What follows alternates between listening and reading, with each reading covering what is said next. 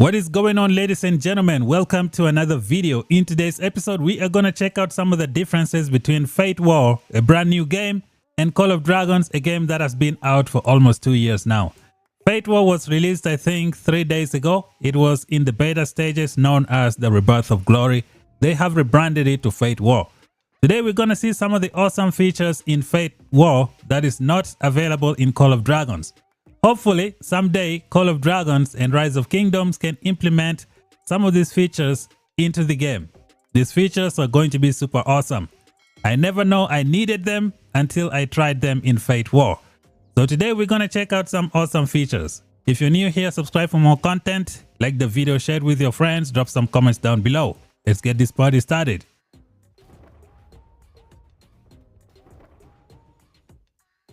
Alright, ladies and gentlemen. This right here on the screen is Call of Dragons. As you can see, going from the main map and the city, this is what everything looks like. You can see some icons here at the bottom. We got some at the top. And we have the chat box over here on the left hand side.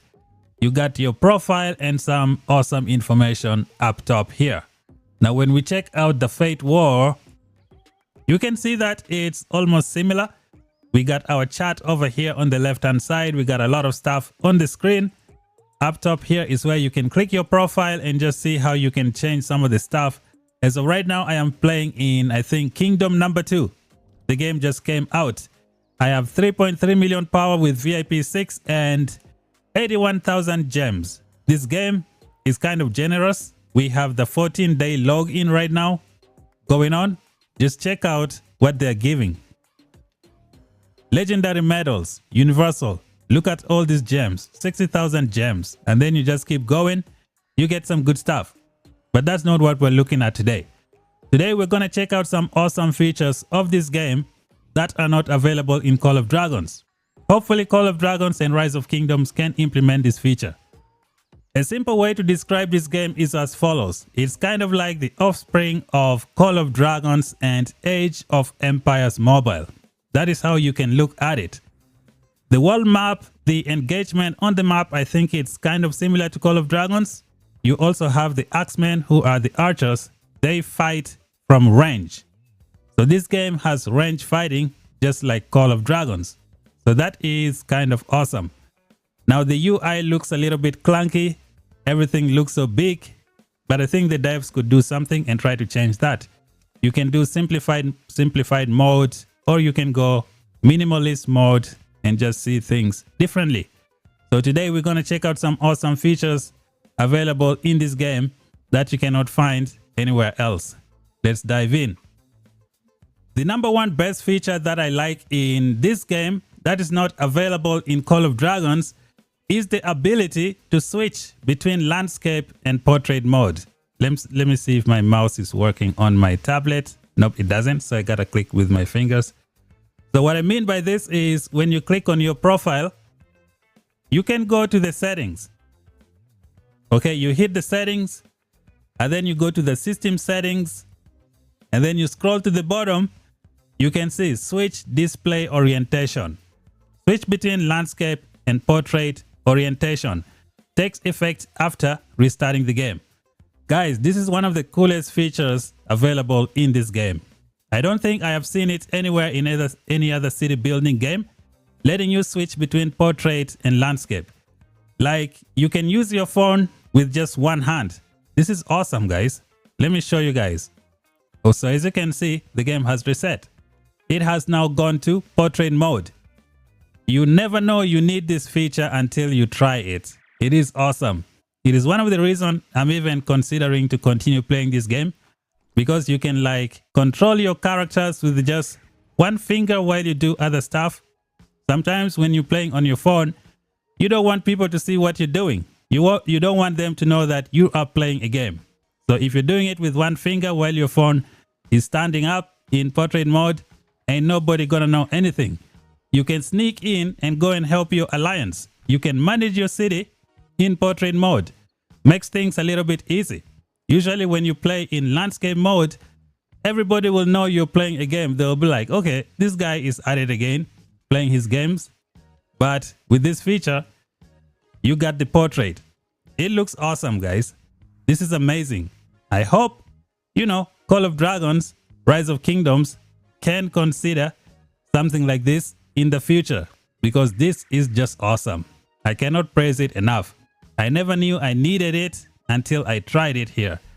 So let's go back to the setting and try to get back to the way things were before. So we're going to hit that settings. We're going to go to system settings and we go to the bottom. Now we're going to switch to landscape mode and we are good to go. At the time of recording this video, this feature is not yet available in iOS, but the devs of this game said they are working on it. So it will be available in iOS very soon. This one is working on Android 100%. So on my tablet, I have this game in landscape mode. And then on my phone, I am playing on portrait. Guys, I cannot praise this enough. Call of Dragons, Rise of Kingdoms. If you guys are watching, you guys need to consider doing this to your game.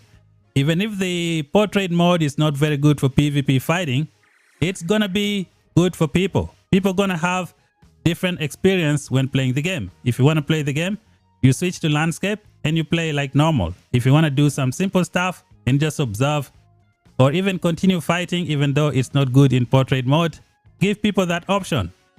This feature is super awesome. I hope it's implemented in most of the kingdom building games. It's one of the best I have seen. Let us move on to the second feature that I like in Fate War. I'm saying Fate of War. Should be Fate War. So this, ladies and gentlemen, is Call of Dragons. In Call of Dragons, you have auto battle feature. So let me show you guys. We go Darkling, we're gonna go auto.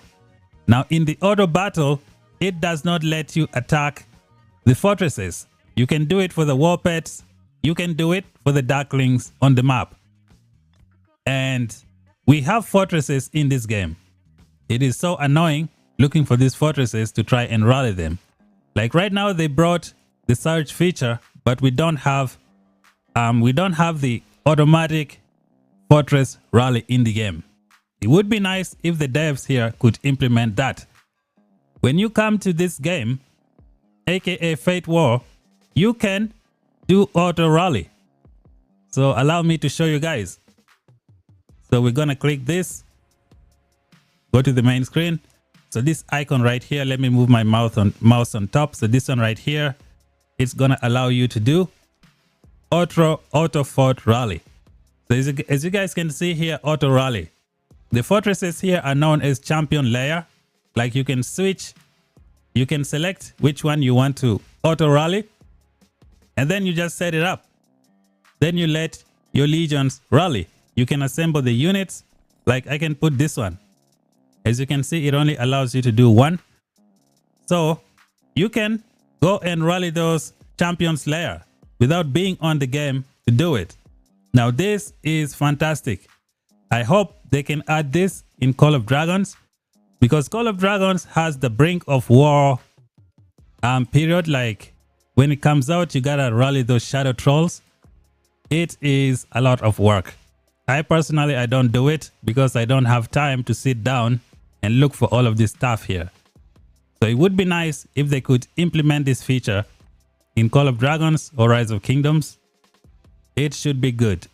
You never know you need some of this stuff until you try them. So this should be something, these other games can try to implement, because this is just fantastic. When I saw it, I'm like, these guys mean business. Like, I don't know if I was ever going to give this game a chance, but after I saw some of this simple quality of life stuff, I'm like, okay, you know what? There is potential here. So I'm going to stick around and see how the game goes. So, Call of Dragons, Rise of Kingdoms, if you guys are watching, the ball is in your court. It is 2025, time for some innovation. Maybe change the game and be a little bit different. So auto rally for the fortresses would be something that is needed, and for the brink of war, which is kind of boring, just rallying those stuff, just give us the auto feature, and I think it should be good to go.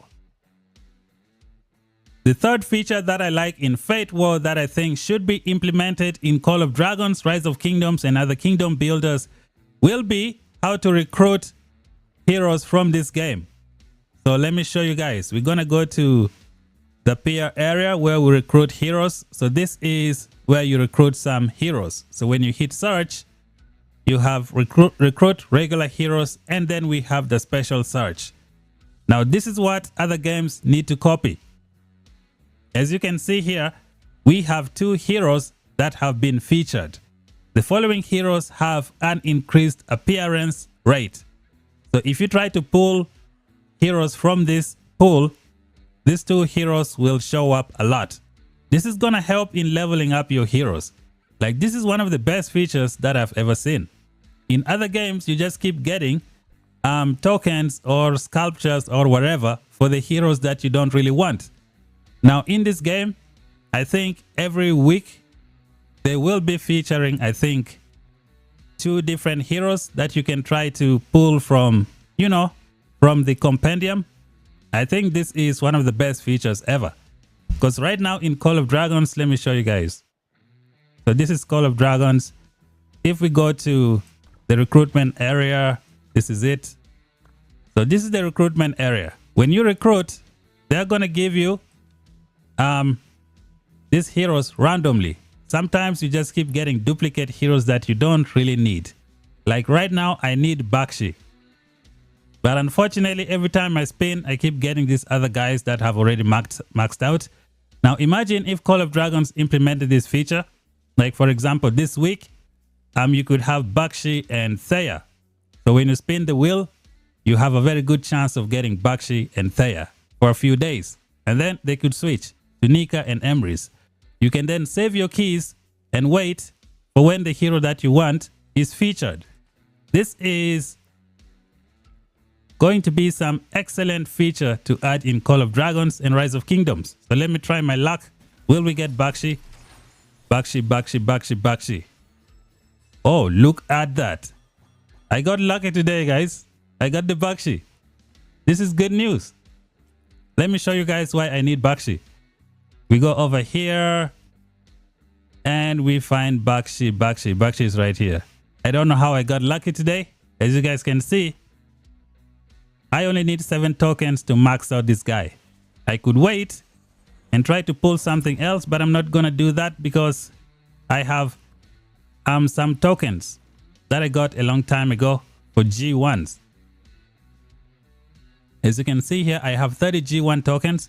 I can switch 7 and then get Bakshi.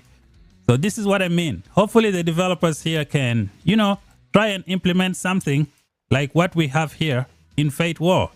We got featured heroes. Like right now, if you want, you can save your tickets. If you don't want these 2 heroes, you can wait for another day in case maybe they change and put 2 different ones. I hope they can do it like that, unless this is just some random feature, but I think this is gonna be a regular feature here in this game. So you can save your items and then, you know, pull them when you want the 2 heroes that you want. This is one of the coolest features of Fate War that I think should be implemented in Call of Dragons, Rise of Kingdoms, or any other city building games. You guys need to wake up and make things good for your player base. Up next, we're gonna check out some simple feature that is not really a big deal, but I think it could be useful in Call of Dragons, which is the weather changes. Call of Dragons does not have, you know, day mode and night mode. It kind of makes the game, I don't know how to describe it, but I think Call of Dragons need to implement some weather changes and add some life into the game. For example, here also we have the ability to see your local time and the server time. I'm hovering my mouse up top here and I think you can see it. Unfortunately, my mouse doesn't click on the tablet. So if we click this circular icon, it's going to show me my local time. So that is my local time. And then when I click again, it shows me the server time. This is very, very useful. Now this game, I don't think I was going to give it a chance, but I saw some of this quality of life items and I'm like, okay, this is more like it. I think I can play this game. I can check it out. Right now, we're just waiting to see what the war looks like.